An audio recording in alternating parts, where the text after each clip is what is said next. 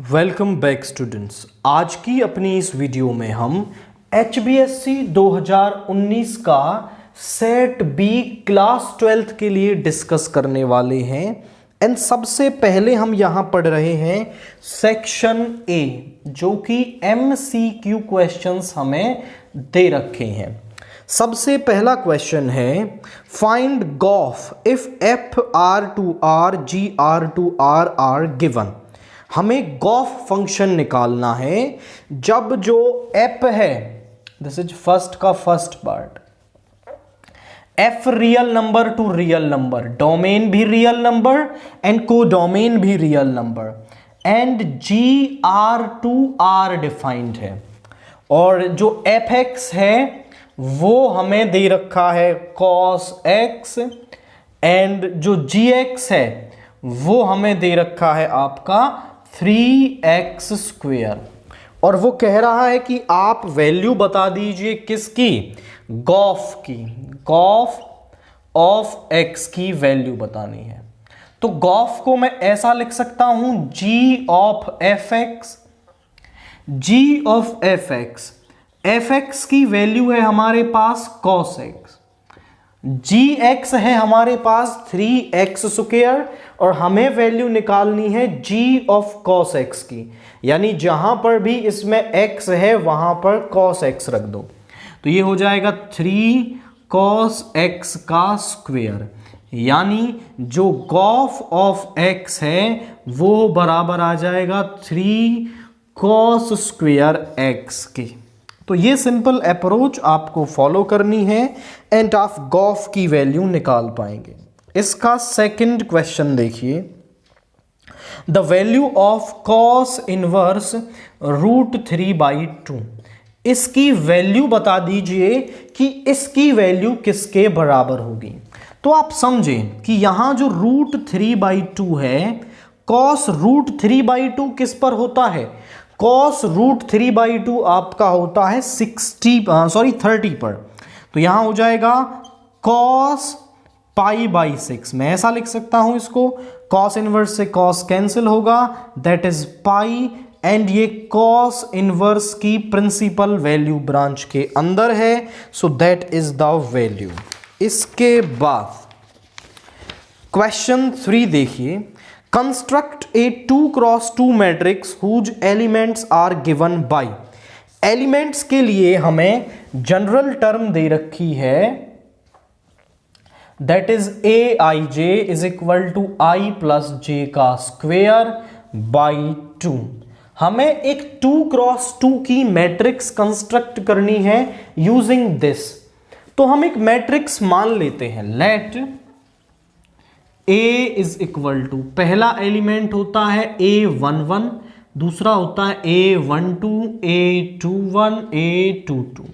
यदि मैं इन सब एलिमेंट्स की वैल्यू निकाल पाता हूं तो फिर मुझे aij यानी जो A मैट्रिक्स है वो मिल जाएगी।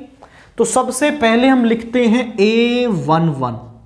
अब यहां पर ये वाला जो एलिमेंट है वो I होता है, और ये वाला जो एलिमेंट है वो होता है J।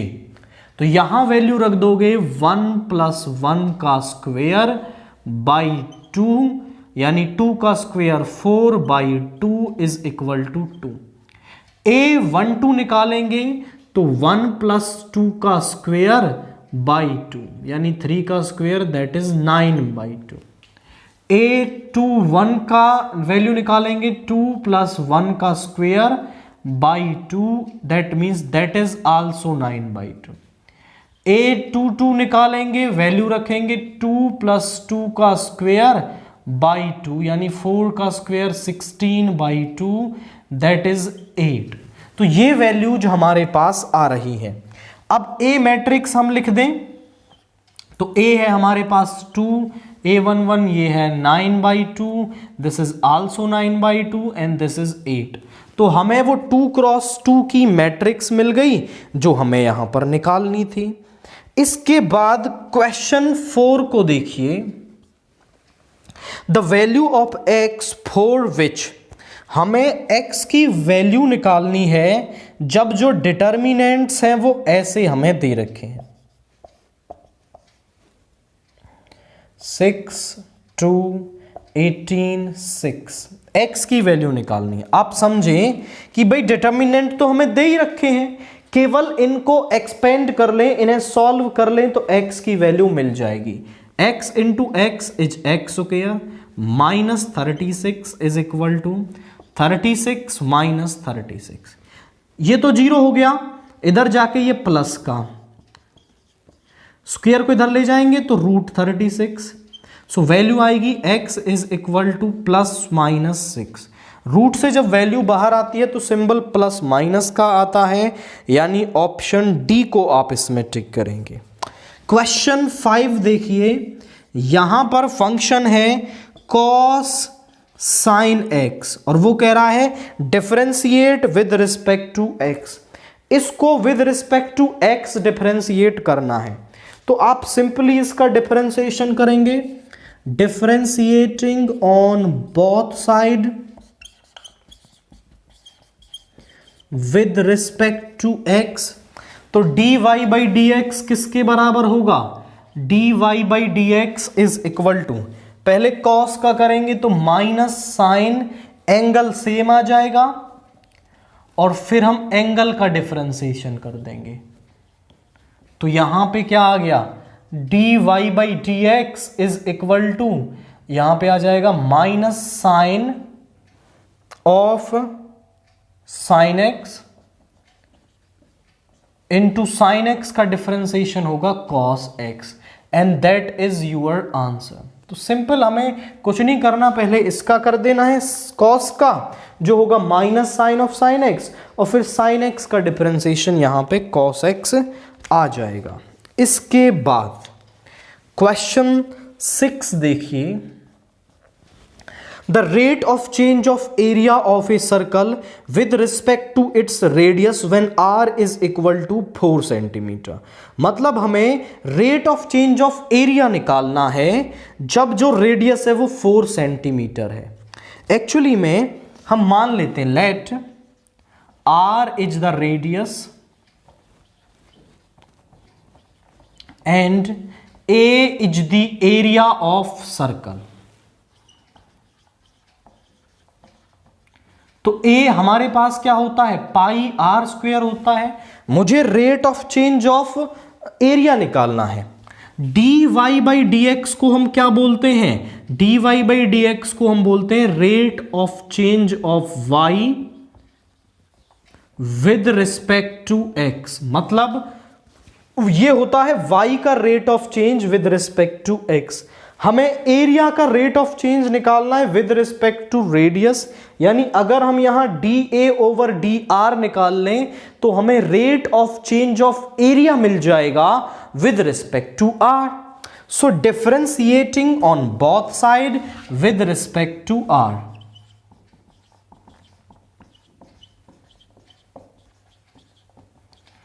With respect to r, तो यहां आ जाएगा dA over dr is equal to r, pi तो कांस्टेंट है, ये हो जाएगा 2 पाई r। अब एक्चुअली में r की उसने वैल्यू भी दे रखी है, when r is equal to 4 centimetre, when r is equal to 4, dA over dr into 2 into pi into 4 that is 8 pi centimetre square per second. तो rate of change of area जो है वो 8 pi centimetre square per second हमारे पास आ जाएगा। इसके बाद question 7 देखिए, क्या कह रहा है, find the slope of tangent to the curve y is equal to 3x की power 4 minus 4x at x is equal to 4। इस कर्व का स्लोप ऑफ टेंजेंट हमें निकालना है, तो जो y है वो हमारे पास है 3x की power 4 minus 4x। dy by d x को हम rate of change of y with respect to x तो बोलते ही हैं, साथ में ही ये क्या होता है, स्लोप ऑफ टेंजेंट भी हम इसको बोलते हैं। यानी जब हमें स्लोप ऑफ टेंजेंट निकालना है तो तब हम क्या निकाल दें, dy बाई डी एक्स की वैल्यू निकाल दें तो हमें स्लोप ऑफ टेंजेंट मिल जाएगा। So differentiating on both side with respect to x, तो क्या होगा, dy by d x is equal to power आगे आएगी 12x³ माइनस 4, एन एक्स की उसने वैल्यू दे रखी है दैट इज 4, तो at x is equal to 4 हमें निकालना है, dy by d x is equal to 12 into 4 का cube minus 4, 12 into 64 minus 4, 768 minus 4 is 764. So slope of tangent is equal to 764. यदि यहीं पर वो बोलता कि स्लोप ऑफ नॉर्मल निकालिए तो वो क्या होता है, वो होता है -1 upon d y by d x, यानी इसका नेगेटिव रेसिप्रोकल करने से हमें स्लोप ऑफ नॉर्मल यहां पे मिल जाएगा। क्वेश्चन 8 देखिए, इंटीग्रेशन से है, let I is equal to 2x upon 1 plus x square d x. इसका इंटीग्रेशन हम कैसे करेंगे, तो यहां आप देखें, यदि डेनोमिनेटर वाली टर्म को हम पुट कर लें तो ऊपर वाली टर्म यहां से चली जाएगी। सो हम पुट करेंगे 1 plus x square is equal to 2, 1 का differentiation 0, 2x dx is equal to dt, तो 2x dx तो dt बन गया, 1 प्लस एक्स स्क्वायर बन गया t, 1 अपॉन t का इंटीग्रेशन होता है log t प्लस c। अब t की वैल्यू वापस रख दो, log 1 plus x square plus c that is equal to i। तो जो i है हमारे पास वो log 1 plus x square plus c यहां पर आ रहा है। इसके बाद क्वेश्चन 9 देखिए, वो भी इंटीग्रेशन से ही है, let I is equal to -pi by 2 to pi by 2 x cube plus x cos x plus 10 की पावर 5x dx। अब एक्चुअली में क्या होता है, जब हमारे पास लिमिट्स जो हैं वो -a टू a दे रखी हों तो हम फंक्शन को चेक करते हैं कि फंक्शन हमारा इवन फंक्शन है या फिर ऑड फंक्शन है। चेक करने का तरीका क्या है कि फंक्शन में हम x की जगह -x रखते हैं, अगर माइनस फंक्शन से बाहर निकल आए माइनस साइन तो f क्या होता है, ऑड होता है, और फंक्शन के अंदर -x रखने पर भी फंक्शन fx ही रहे तो fx क्या होता है, हमारे पास इवन होता है उस केस में। एंड दोनों के लिए प्रॉपर्टीज की अलग वैल्यू है, तो हमारे पास जो fx है वो यहां पर है x cube plus x cos x plus 10 की पावर 5x dx।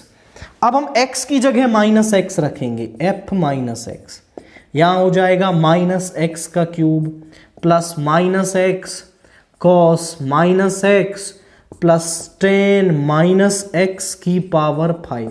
जहां पर भी x है वहां पर -x रख दें, तो -1 की power odd number -x cube -x cos minus theta cos theta के बराबर होता है and tan minus theta minus tan theta होता है, तो -1 की पावर ऑड नंबर बाहर आ जाएगा 10 की पावर 5x। आप रीजन बताएंगे, because cos minus theta is equal to cos theta and tan minus theta is equal to minus tan theta, that is. तो पूरे में से माइनस कॉमन ले सकते हैं, यहां आ गया -x cube plus x cos x, x cube plus x cos x and plus 10 की पावर 5x। आप समझें, देखो जरा ये किसके बराबर है, ये हमारा fx के बराबर है, तो यहां हम इसको fx लिख सकते हैं, माइनस साइन बाहर है और f minus x. f minus x किसके बराबर आया, माइनस एफ एक्स के, सो f x is odd.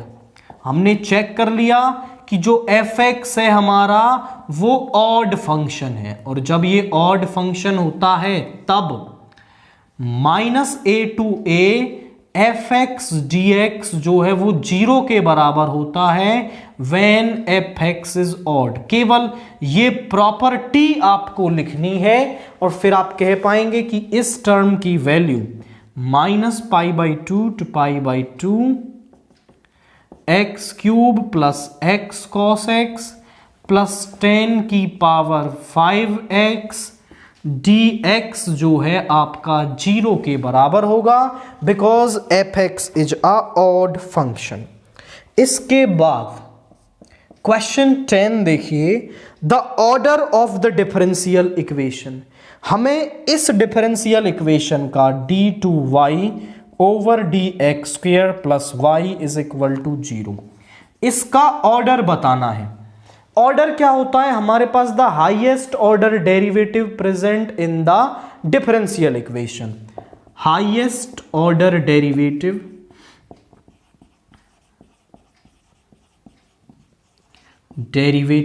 Present in the differential equation. यहीं पे वो डिग्री भी पूछ सकता है, तो डिग्री क्या होती है? Power of highest order derivative. जो उस डिफरेंशियल इक्वेशन के अंदर हाईएस्ट ऑर्डर डेरिवेटिव है उसकी जो पावर है वो डिग्री होती है। तो यहां वो ऑर्डर पूछ रहा था, तो ऑर्डर इज 2। तो यहां पर जो ऑर्डर है वो 2 हमारे पास होगा। इसके बाद क्वेश्चन 11 देखिए, the degree of the differential equation. Okay, next question ही आ गया, dy/dx का square plus dy/dx minus sine square y is equal to 0। अब वो कह रहा है कि इसकी आप डिग्री बता दीजिए। तो डिग्री बताने के लिए क्या है, आप देखें कि यहां हाईएस्ट ऑर्डर डेरिवेटिव कितने का प्रेजेंट है, तो आप देखें तो 1 टाइम डेरिवेटिव प्रेजेंट है। अब 1 टाइम डेरिवेटिव की हाईएस्ट पावर देखो, यहां भी, तो 1 टाइम डेरिवेटिव की हाईएस्ट पावर क्या है? 2। So degree is 2। तो इसकी जो डिग्री है वो कितनी हो जाएगी? हमारे पास 2 हो जाएगी। तो ये सिंपली इस तरीके से आपको करना है। क्वेश्चन 12 देखिए, if PE is equal to 0.6, PF is equal to 0.3 and PE intersection F is 0.2, then find PF by E। हमारे पास जो PE है वो है आपका 0.6, PF है हमारे पास 0.3, PE इंटरसेक्शन F है हमारे पास 0.2। और क्वेश्चन कह रहा है कि आप PF/E की वैल्यू बता दीजिए।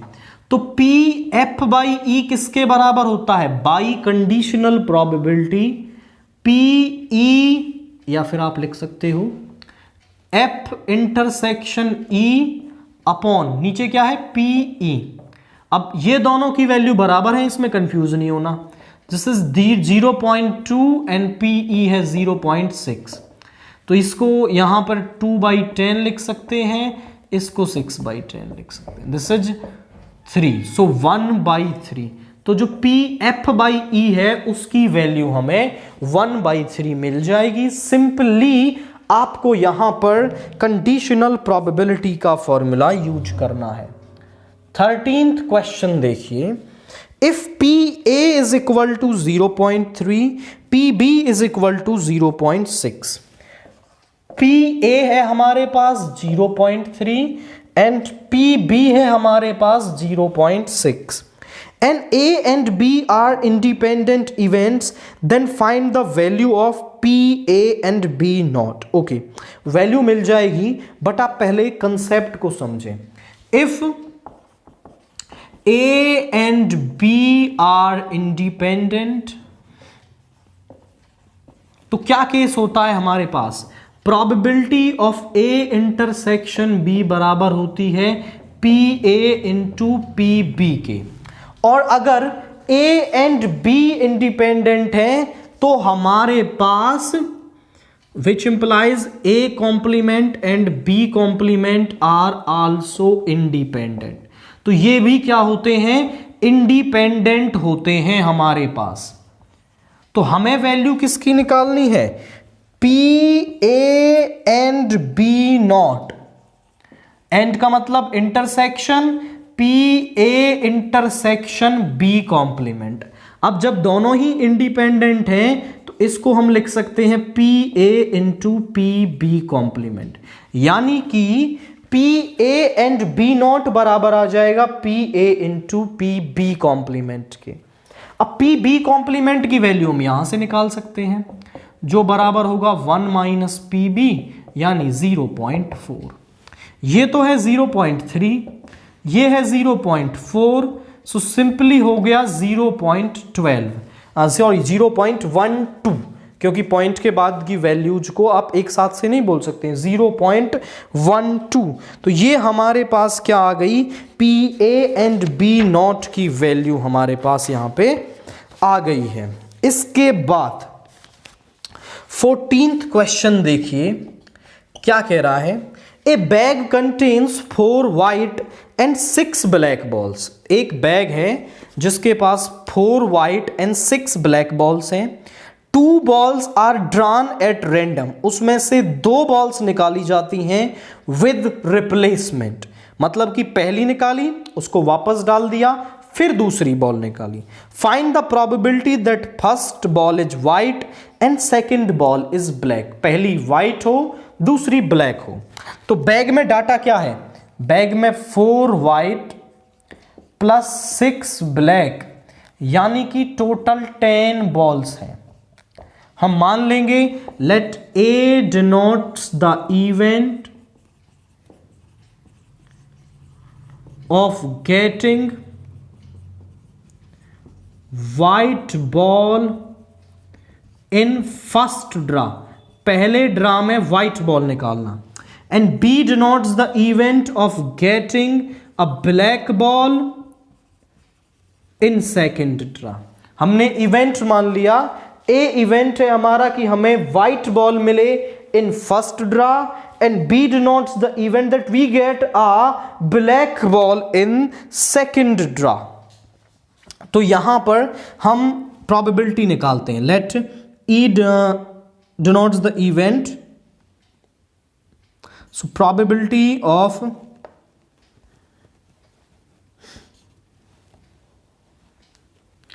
probability of A क्या होगी हमारे पास? तो probability of A यानी कि पहले ड्रा में व्हाइट बॉल आने की probability। व्हाइट कितनी है यहां पर? 4, टोटल कितनी है? 10, एंड PB आप समझे probability of getting a black ball, तो ब्लैक बॉल की प्रोबेबिलिटी कितनी हो जाएगी? 6/10। देखो ना तो टोटल नंबर अफेक्ट होगा क्योंकि यहां विद रिप्लेसमेंट काम हो रहा है। पहले जो बॉल निकाली गई थी उसको वापस डाल दिया गया है, दैट मीन्स दूसरी बॉल के लिए भी अभी भी यहां पर जो टोटल बॉल्स हैं वो 10 ही हैं। तो हमें निकालनी है probability that first is white and second is black. Probability that first is white and second is black. तो इसको हम कैसे लिख सकते हैं? वो हो जाएगा P first is white second is black. Independent है तो ऐसे लिखा जा सकता है, एंड 4/10 इंटू 6/10 यानी 24/100। 24/100 को हम लिख सकते हैं 0.24। That is the probability of getting a white ball in the first draw and a black ball in the second draw. Question 15 देखिए। Find A vector in the direction of A vector which has magnitude 7 units. तो हमारे पास एक vector given है that is I-2j। इस vector की direction में एक vector बताना है जिसका कि जो मैग्नीट्यूड है वो 7 यूनिट्स होगा। तो हम इस वेक्टर की डायरेक्शन में एक वेक्टर निकाल सकते हैं जिसका कि मैग्नीट्यूड क्या होगा? 1 होगा। इस फॉर्मूले से हम ए कैप निकाल पाएंगे जिसका कि मैग्नीट्यूड क्या होगा? 1 होगा। फिर इस वेक्टर को मैं 7 से मल्टीप्लाई कर दूंगा तो इसका मैग्नीट्यूड 1 7 से मल्टीप्लाई हो जाएगा तो मैग्नीट्यूड बन जाएगा 7 यूनिट्स। तो ये हम बेसिक अप्रोच यहां फॉलो करेंगे। So a unit vector in the direction of A vector is given by, तो उसका फॉर्मूला क्या होगा, A vector upon A vector का मॉड्यूलस। ए वेक्टर है i माइनस 2j कैप, इसका मॉड्यूलस है 1 माइनस 2 का स्क्वायर 4, यानी 1/√5 into i minus 2j cap. ये वो वेक्टर है जो इसकी डायरेक्शन में यूनिट वेक्टर है, मैग्नीट्यूड 1 है, बट हमें तो मैग्नीट्यूड 7 वाला निकालना है। तो आप लिखेंगे A vector in the direction of A vector having magnitude 7 is, वो क्या होगा 7 into A vector upon A vector का मॉड्यूलस। तो यहां 7 से मल्टीप्लाई कर देंगे, 7√5 I minus 2j cap. This is a unit vector in the direction of a vector having magnitude 7. इसके बाद क्वेश्चन 16 देखिए क्या कह रहा है। If a line makes angles 90 degree 135 degree and 45 degree with the x, y and z axis, then find the direction cosines of the line. एक line है जो x, y and z axis के साथ आपके कुछ एंगल्स बना रही है। x एक्सिस के साथ मान लो अल्फा, y एक्सिस के साथ मान low beta and z axis के साथ गामा। तो यहां पर जो हमारे पास डायरेक्शन कोसाइंस होते हैं वो होते हैं L is equal to cos alpha, M is equal to cos beta and N is equal to cos gamma. अब जो ये अल्फा बीटा गामा है वो दे रखे हैं। अल्फा होता है x एक्सिस के साथ एंगल 90 डिग्री, y एक्सिस के साथ एंगल 135, z एक्सिस के साथ एंगल 45 डिग्री। तो यहां रखेंगे cos 90 डिग्री, cos 90 होता है हमारा 0 एंड cos 135 डिग्री। अब इसको तो ब्रेक करना पड़ेगा, इसको हम लिख सकते हैं cos 90 plus 45 degree and 90 plus मतलब सेकेंड क्वाड्रेंट में, सेकेंड क्वाड्रेंट में cos होता है नेगेटिव, 90 पर cos चेंज हो जाएगा साइन में, साइन 45, साइन 45 होता है 1/√2 एंड cos 45, cos 45 कितना होता है 1/√2। तो डीसीज डायरेक्शन कोसाइंस क्या होंगे हमारे पास, लाइन आर वो है हमारे पास दैट आर 0 माइनस 1/√2 एंड 1/√2। ये हमारे पास उस लाइन के डायरेक्शन रेशियोज यहां पर आ रहे हैं। तो सिंपली अल्फा बीटा गामा आपको निकालना है एंड फिर यहां वैल्यू रखते ही आपको डायरेक्शन कोसाइंस मिल जाएंगे। इसके बाद सेक्शन बी का क्वेश्चन 2 देखिए क्या कह रहा है। Let star be a binary operation. Star हमारे पास क्या है, एक बाइनरी ऑपरेशन है ऑन एन गिवन बाई क्या है, ए स्टार बी कैसे ओपन होता है, LCM of a and b. मतलब ए स्टार बी को जब सॉल्व करके आप वैल्यू लिखोगे तो इसका मतलब क्या होगा कि इन दोनों का एलसीएम इसकी वैल्यू होगी। हमें निकालना है आपका 20 स्टार 16। तो 20 स्टार 16 कैसे होगा, एलसीएम ऑफ 20 एंड 16। तो एलसीएम ऑफ 20 एंड 16 कितना होगा, 2 से 10 8 5 4 20 40 80। तो आंसर क्या आ गया, 80 आ गया। इन दोनों का एलसीएम हमें यहां पर कर देना है। क्वेश्चन 3 देखिए, कॉस इनवर्स ऑफ कॉस 13π/6। अब आप डायरेक्टली यहां पर लिखोगे 13π/6 which does not belongs to 0 to π। 180 से बड़ी वैल्यू यहां पर ये आएगी तो इसके अंदर नहीं होगा। अब हमें यहां एंगल को ब्रेक करना पड़ेगा, तो एंगल को जब हम ब्रेक करेंगे तो ये हो जाएगा कॉस इनवर्स कॉस, इसको लिख सकते हैं 2 pi plus pi by 6। Check कर लो, 2 पाई प्लस पाई बाई 6 यानी कितना हो जाएगा, 13 पाई बाई 6 हो जाएगा। अब 2 पाई प्लस मतलब फर्स्ट क्वाड्रेंट में कॉस होता है पॉजिटिव, 2 पाई पर no change, that is cos pi by 6। Cos inverse से कॉस कैंसिल करेंगे, पाई बाई 6, और वो इसकी प्रिंसिपल वैल्यू ब्रांच के अंदर भी है, यानी इसकी जो प्रिंसिपल वैल्यू है वो पाई बाई 6 आ जाएगी। इसके बाद क्वेश्चन 4 देखिए, let a is equal to 2 4 3 2 and b is equal to 1 3 minus 2 5, then find 3a minus 2b। 3a minus 2b की वैल्यू बता दीजिए। तो क्वाइट इजी क्वेश्चन है। 3a की वैल्यू लिखो 2 4 3 2 माइनस 2b की वैल्यू लिखो 1 3 माइनस 2 5। मल्टीप्लाई, जब मैट्रिक्स में स्केलर को मल्टीप्लाई करते हैं तो वो हर किसी के साथ मल्टीप्लाई होता है। 3 2 जा 6 12 9 6 माइनस, यहां -2 को मल्टीप्लाई करोगे तो प्लस आएगा और 2 को मल्टीप्लाई करोगे तो -2 ही कर दो।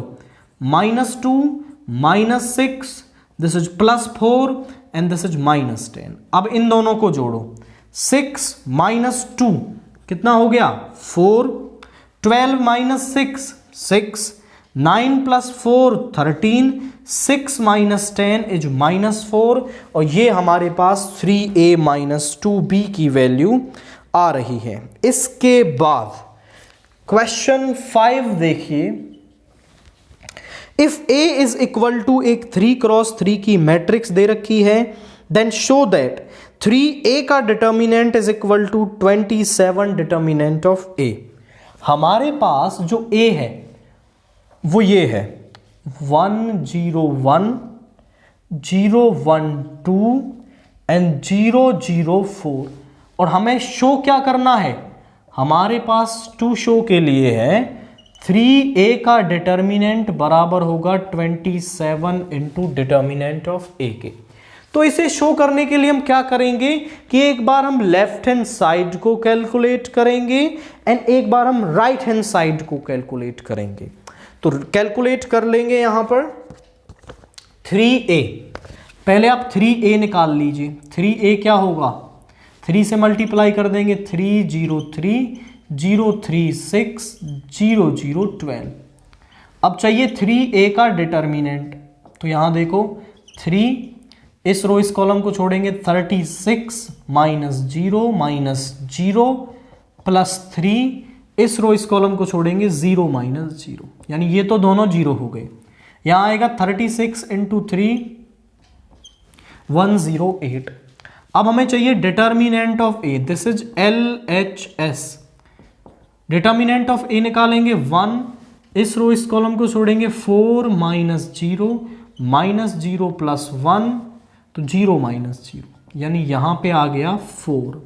हमारे पास जो RHS है, RHS है 27 इंटू डिटर्मिनेंट ऑफ a, यानी 27 × 4 108, और ये LHS के बराबर है, हेंस प्रूफ। तो हमने LHS को RHS के बराबर यहां पे प्रूव कर दिया है।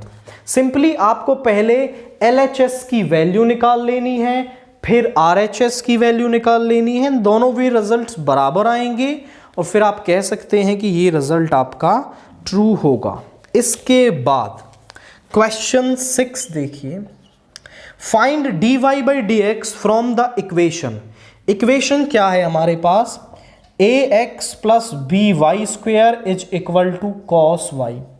एक्चुअली में आप ध्यान से देखें तो ये आपके पास एक इम्प्लिसिट फंक्शन है। अब इम्प्लिसिट फंक्शन कौन से होते हैं, जहां पर y को इन टर्म्स ऑफ x में एक्सप्रेस नहीं किया जा सकता। तो वहां पर हम dy/dx की वैल्यू कैसे निकालते हैं, हम पूरी को डिफरेंशिएट कर देते हैं और फिर dy बाई डी एक्स वाली टर्म्स को एक तरफ कर लेते हैं और बाकी को एक तरफ ले जाते हैं एंड फिर वहां से हमें dy बाई डी एक्स की वैल्यू मिल जाती है. So differentiating on both side with respect to x, तो यहां पे हो जाएगा a into x 1 2by dy by d x, cos y का हो जाएगा minus sine y and y का हो जाएगा dy बाई डी एक्स. इस टर्म को भी इधर ले आओ, यहां पे रह गया a minus sine y dy by d x minus 2by dy by d x. दोनों में से minus dy by d x common आ जाएगा, यहां बचा sine y plus 2by is equal to a. Multiply में डिवाइड में चला जाएगा, so dy by d x is equal to minus a upon 2by plus sine y. Easy type का question, केवल आपको उस इक्वेशन को पहले पूरे को डिफरेंशिएट कर देना है, फिर dy बाई डी एक्स वाली टर्म्स को एक तरफ लेके आना है एंड फिर आपको dy बाई डी एक्स की वैल्यू यहां से मिल जाएगी.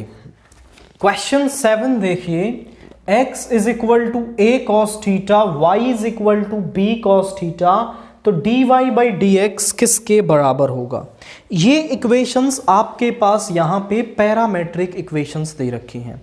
अब पैरामेट्रिक इक्वेशंस का डिफरेंशिएशन हम कैसे करते हैं, दोनों को जिस भी वेरिएबल में वो दे रखी हैं, यहां देखो थीटा के रेस्पेक्ट में दे रखी हैं, तो दोनों को थीटा के रेस्पेक्ट में डिफरेंशिएट कर देंगे, देन आपस में डिवाइड करके हम dy बाई डी एक्स निकालेंगे. So differentiating first and second on both side with respect to theta, तो dx ओवर डी थीटा किसके बराबर आ जाएगा, a तो कांस्टेंट है, cos थीटा का होगा माइनस साइन थीटा, इसको नाम दो 3. dy बाई डी थीटा किसके बराबर आ जाएगा, माइनस b साइन थीटा, इसको नाम दो 4. डिवाइडिंग फोर्थ बाई 3, अगर हम फोर्थ को 3 से डिवाइड कर दें तो dy by d theta upon dx over d theta is equal to dy by d x. D theta से डी थीटा कैंसिल हो जाएगा, बचेगा क्या dy by d x minus a, okay dy वाली ऊपर आएगी, minus b sine theta upon minus a sine theta, ये cancel हो गया, so b by a, so dy by d x is equal to b by a. इसके बाद question 8 देखेंगे जो इंटीग्रेशन से दे रखा है. यहां पर है x dot sine 3x dx, इसकी वैल्यू क्या होगी. तो इसका इंटीग्रेशन करने के लिए हम बाई पार्ट्स यूज करेंगे. According to the rule of ILATE, inverse trigonometric, logarithm, algebraic, trigonometric, exponential. पहले क्या आ रहा है, एल्जेब्रिक, ट्रिग्नोमेट्रिक, उसके बाद में, तो this is first, this is second. Integrating by parts क्या हो जाएगा यहां पे, फर्स्ट फंक्शन सेम, सेकेंड का इंटीग्रेशन माइनस फर्स्ट का डिफरेंशिएशन, सेकेंड का इंटीग्रेशन एंड फिर टोटल में जो टर्म मिलेगी उसका इंटीग्रेशन. साइन का इंटीग्रेशन होता है माइनस कॉस एंड एंगल का डिफरेंशिएशन नीचे, माइनस यहां पे हो जाएगा माइनस का कॉस 3x एंड एंगल का डिफरेंशिएशन नीचे, ये प्लस का हो जाएगा minus x by 3 x cos 3x by 3 plus cos 3x by 3 या 1 बाई 3 cos 3x dx. इसका फिर से इंटीग्रेशन करेंगे, so minus x cos 3x by 3 plus 1 by 3 और cos x का इंटीग्रेशन होगा यहां पर साइन 3x, केवल साइन के में नेगेटिव साइन आता है, कॉस का तो पॉजिटिव रहता है, और 3x का डिफरेंशिएशन नीचे, तो i किसके बराबर आ गया, -x cos x by 3 plus 1/9 sine 3x plus c, ये यहां पर इंटीग्रेशन की वैल्यू हमारे पास आ रही है। इसके बाद क्वेश्चन 9 को आप देखें तो क्या है, यहां पर इंटीग्रेशन से हमें दे रखा है 0 to π/4 साइन 2x dx। तो सिंपल साइन 2x का इंटीग्रेशन करेंगे तो साइन x का इंटीग्रेशन होता है minus cos x, and 2x का डिफरेंशिएशन नीचे 0 to π/4, -1/2 को बाहर ले सकते हैं, लिमिट पुट करेंगे cos 2 into π/4 minus cos 0, cos π/2 is 0, cos 0 is 1, तो -1 into -1/2 is 1/2। तो इस टर्म को सॉल्व करने पर जो वैल्यू है वो 1/2 हमारे पास आएगी। इसके बाद क्वेश्चन 10 देखिए, find differential equation corresponding to y square is equal to a b square minus x square by eliminating a and b। हमारे पास एक इक्वेशन दे रखी है, द गिवन कर्व इज,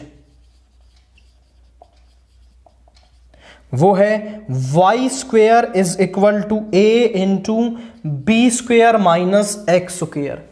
इस कर्व की मुझे क्या है, डिफरेंशियल इक्वेशन निकालनी है। अब डिफरेंशियल इक्वेशन निकालने के लिए हम जो यहां पर आर्बिट्रेरी कांस्टेंट दे रखे हैं इनको रिमूव करते हैं, और जैसे ही आप इन्हें रिमूव कर लोगे तो रिमूव करने के बाद आपको डिफरेंशियल इक्वेशन मिल जाएगी। अब आप पूछे सर कि हम आर्बिट्रेरी कांस्टेंट को कैसे रिमूव करेंगे, तो आर्बिट्रेरी कांस्टेंट को रिमूव करने के लिए हम करते हैं डिफरेंशिएशन, और डिफरेंशिएशन भी कितनी बार करते हैं, उतनी बार जितने आर्बिट्रेरी कांस्टेंट आपको वहां पर दे रखे हैं। 2 दे रखे हैं तो 2 बार डिफरेंशिएशन करेंगे। Differentiating first on both side with respect to x, तो यहां हो जाएगा 2y dy by d x is equal to a, तो सेम रहेगा, b स्क्वेयर का 0 माइनस 2x, 2 से 2 कैंसिल हो गया, y dy by d x is equal to minus ax। Differentiating again on both side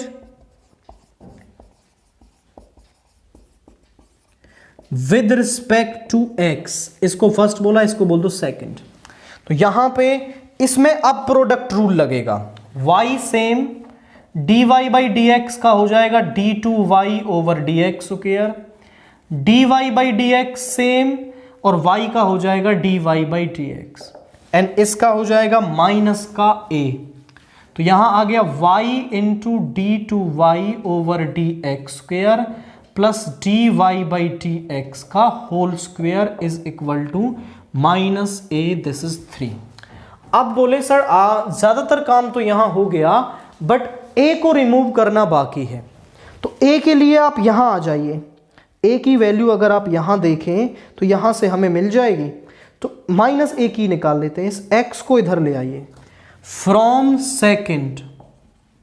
second से minus a बराबर आ रहा है, x को इधर ले जाएंगे, y by x dy by d x, this is, तो पुटिंग इन थर्ड में पुट कर देंगे,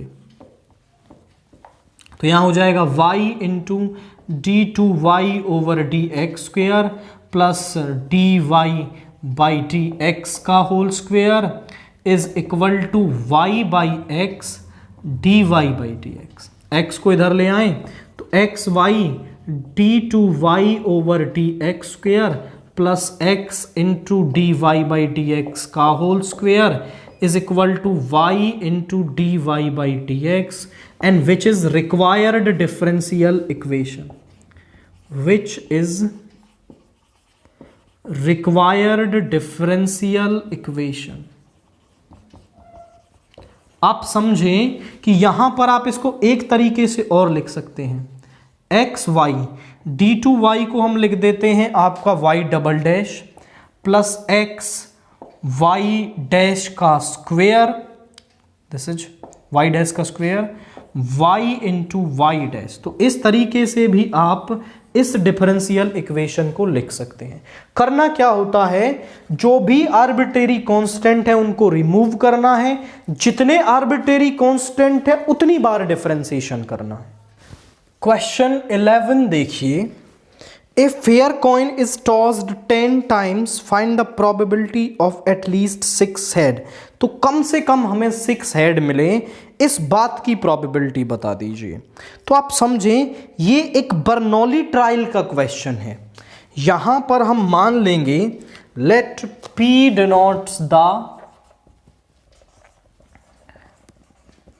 probability of success, P denotes the probability of success, that means getting head। Head आना हमने क्या माना है यहां पर, सक्सेस माना है। And Q denotes the probability of failure। तो इन वन टॉस ऐसा भी लिख देना आप। तो यहां पर हेड आने की प्रोबेबिलिटी क्या होगी 1/2 और हेड ना आने की होगी वो भी 1/2। एंड x हम रैंडम वेरिएबल मान लेंगे, लेट x denotes द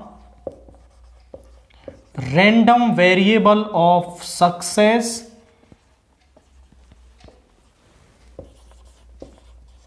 और सक्सेस क्या है हमारी, मतलब x इनडायरेक्टली आपका हेड का रैंडम वेरिएबल है।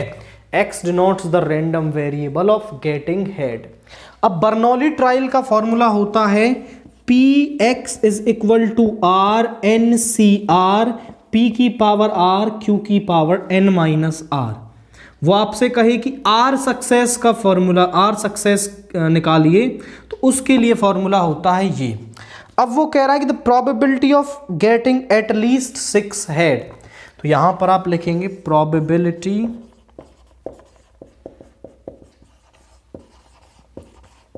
Of getting at least 6 head. तो कम से कम 6 हेड्स हमें मिले, मतलब px is greater than equal to 6, x is greater than equal to 6। और जब इसको एक्सपेंड करके आप लिखोगे तो वो बन जाएगा px is equal to 6, px is equal to 7, px is equal to 8 plus px is equal to 9 plus px is equal to 10, that is, ये हमारे पास बन जाएगा। अब आप देखें तो 10 तक हम इसलिए गए हैं क्योंकि हमारे पास जो n की वैल्यू है वो 10 है। जब px इज इक्वल टू 6 निकालोगे तो बन जाएगा 10c6 1/2 की पावर 6 1/2 q की पावर 4 प्लस 10c7 1/2 की पावर 7 प्लस इंटू 1/2 की पावर 10 माइनस 7 इज 3, 10c8 1/2 की पावर 8 1/2 की पावर 2, 10c9 प्लस 1/2 की पावर 9 1/2 की पावर 1, 10c10 1/2 की पावर 10। आप समझें कि आप देखो कि हर किसी में 1/2 की पावर 10 आ रही है, तो 1/2 की पावर 10 को मैं यहां से कॉमन ले लूं तो यहां बचेगा 10c6 plus 10c7 plus 10c8 plus 10c9 plus 10c10। इसको सॉल्व करते ही बात बन जाएगी। अब इसको सॉल्व करने के लिए भी मैं एक सिंपलर मेथड बताता हूं कि यहां पर p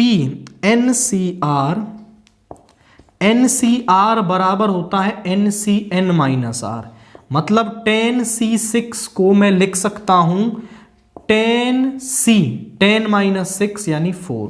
ये परमुटेशन एंड कॉम्बिनेशन की प्रॉपर्टी है। tan C6 को हम tan C4 लिख सकते हैं। तो tan C6 को तो लिखा जा सकता है tan C4, tan C7 को लिख सकते हैं tan C3, इसको लिख सकते हैं tan C2 प्लस ये तो सिंपली आपका tan हो गया एंड दिस इज 1। अब इनको सॉल्व करने के लिए सिंपलर मेथड क्या रहेगा, जैसे आप tan C2 सॉल्व कर रहे हो या फिर मैं कहूं tan C4 सॉल्व कर रहे हो, तो tan C4 सॉल्व कैसे करोगे, 10 factorial upon 10 minus 4 6 factorial 4 factorial, फिर 10 को लिखोगे आप 6 फैक्टोरियल तक, 9 8 7 6 फैक्टोरियल 6 फैक्टोरियल 4 3 2 1, ये कैंसिल हो गया। अब मैं ये कहता हूं कि आप ऐसे लिखो 10 के नीचे 4, तो इसको 4 टाइम्स कम कर दो, 10 9 8 7 बस, और 4 का फैक्टोरियल नीचे ओपन कर दो। यहां पे 3 है तो 3 टाइम्स लिखो, 10 9 8 और 3 का फैक्टोरियल नीचे ओपन कर दो। 2 टाइम्स है तो 2 टाइम लिखो, 10 इंटू 9 अपॉन 2 इंटू 1 प्लस 11, और वही हम काम कर रहे हैं। ये डायरेक्ट हो जाता है थोड़ा सा कैलकुलेशन के लिए, तो 4 2 जा 8 3 3 जा 9, ये 1024 होता है, 210 प्लस 3 3 जा 9 2 4 जा 8 दैट इज 120 प्लस 45 प्लस 11, सभी को ऐड करेंगे, 210 120 45 11 6 3 और 4 7 और 1 8 एंड दिस 386, तो ये आ गया 386 ओवर 1024, कैंसिल कर सकते हैं 2 से 1, so 193 over 512 is the probability of getting at least 6 head, तो at least 6 head हमें मिले, इसकी जो probability है वो ये होगी। इसके बाद सेक्शन सी से क्वेश्चन 12 देखिए, write the simplest form of the following, tan inverse root 1 minus cos x upon 1 plus cos x, इसकी सिंपलेस्ट फॉर्म हमें लिखनी है। तो इसकी सिंपलेस्ट फॉर्म लिखने के लिए हम 2 फॉर्मूले यहां लगाएंगे। कौन से, 1 माइनस कॉस 2 थीटा होता है आपका 2 साइन स्क्वेयर थीटा, एंगल का हाफ, 1 प्लस 2 कॉस थीटा होता है 2 कॉस स्क्वेयर थीटा, एंगल का हाफ। तो यहां आ गया tan inverse root 2 sine square x by 2 2 cos square x by 2, 2 से 2 दोनों पे अलग अलग रूट, tan स्क्वेयर बन जाएगा, tan inverse tan square x by 2, square से root, tan inverse tan x by 2, tan inverse से tan कैंसिल हो गया, x बाई 2। तो इस टर्म की जो सिंपलेस्ट फॉर्म है वो यहां पर x बाई 2 आ रही है। इसके बाद क्वेश्चन 13 देखिए, find the values of k so that the function is continuous at x is equal to pi. हमें एक फंक्शन दे रखा है that is kx plus 1 when x is less than equal to pi and cos x when x is greater than pi, और ये continuous है at x is equal to pi, तो k की वैल्यू बता दीजिए। आप समझें, हम जानते हैं कि जब left hand limit, right hand limit और फंक्शन की वैल्यू उस पॉइंट पर तीनों आपस में बराबर आते हैं तब हम कहते हैं कि फंक्शन कंटीन्यूअस है।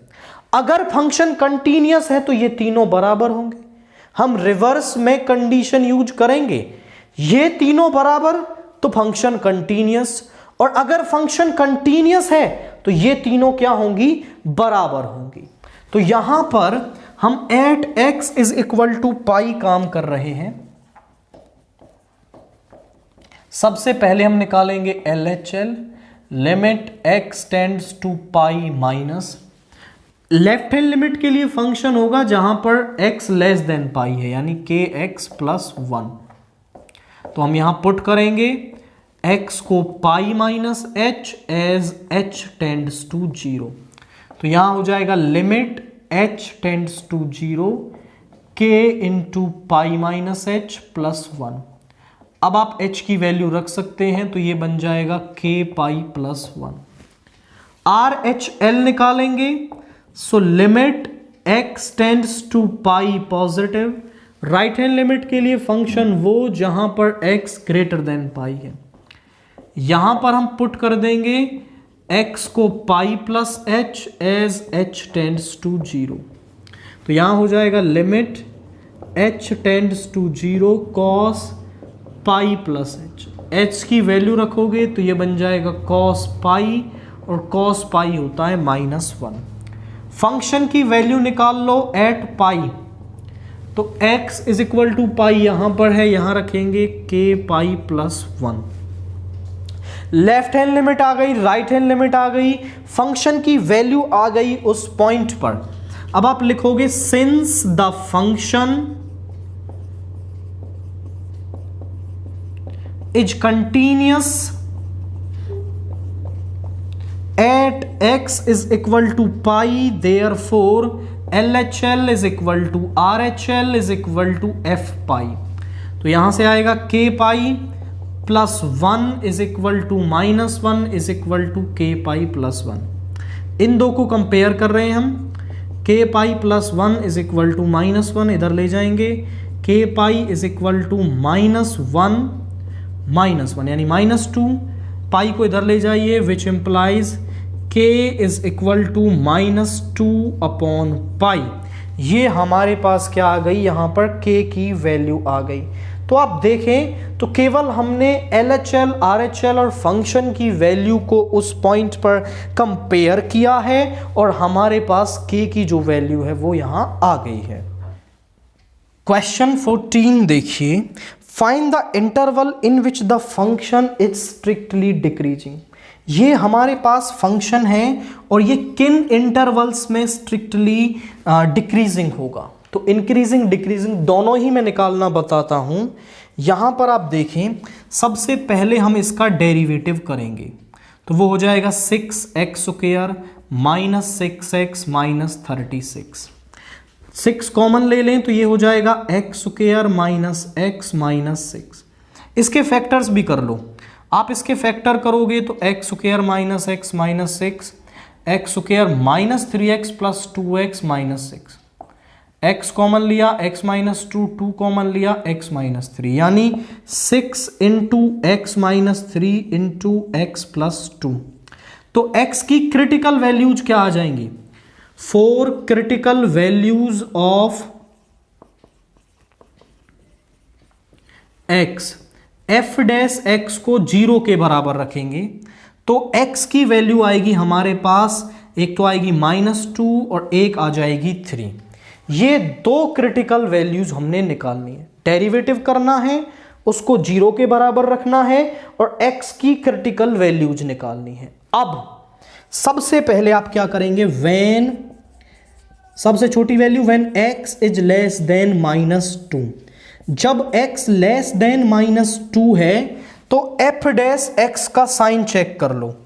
-2 से छोटा मतलब माइनस का 2.1, उससे बिल्कुल छोटी वैल्यू।